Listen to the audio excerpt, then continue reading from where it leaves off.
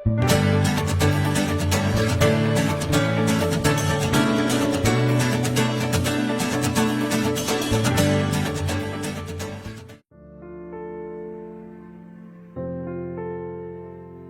po si Erlyn Abuan Justo.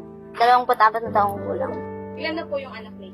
4. Bakit po kayo sa ALS nag-enroll? Dahil ako po ay maagang nakapag-asawa at naging priority ko po ang aking mga anak. Pagkatapos niyo pong graduate, ano po ang plano ninyo? Pag napalaki po ang aking mga anak, ako po ay magtatrabaho. Ako po si Danny Villanueva Justo. 24 na gulang po. Bakit po kayo nag-enroll sa ALS? Dahil po sa nagkasakit po ako na lumpo at nalaman ko po ang GI Red mismo ang lumapit. Ano pong nararamdaman mo na pag-graduate ka na? Sobrang masaya po na kinakabahan. Yung pag-install po natin ng Starbucks dito sa GI Ride ng Herona ay kagaya din naman ng usual process natin. But ang uniqueness po kasi ng Starbucks na in-install natin sa GI Ride ay hindi na lang nalilimit yung Starbucks doon sa four corners ng classroom or ng library.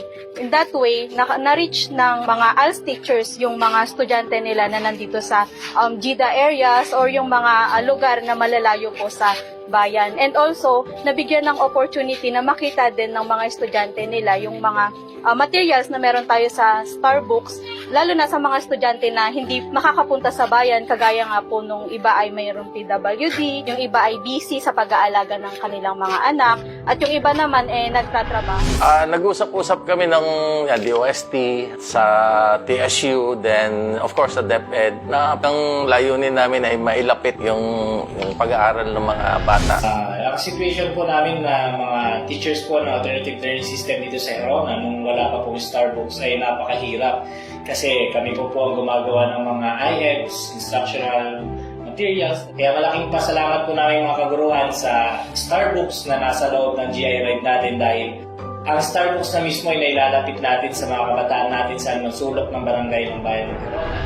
Sila ay mga overage na mga nanay, mga tatay na nag-aral. Yun nga, sabi ko, gusto nilang matutunan yung mga food processing. So, natututunan nila yun ang mga enjoy sila na pwede na lang i-apply sa kanilang pamilya.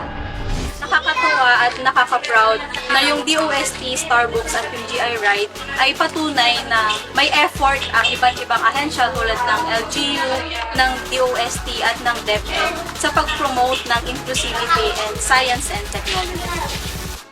Gusto Danny Villanueva. Gusto Erlyn Abuan.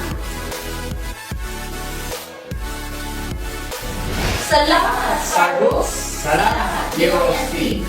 One DOST for you.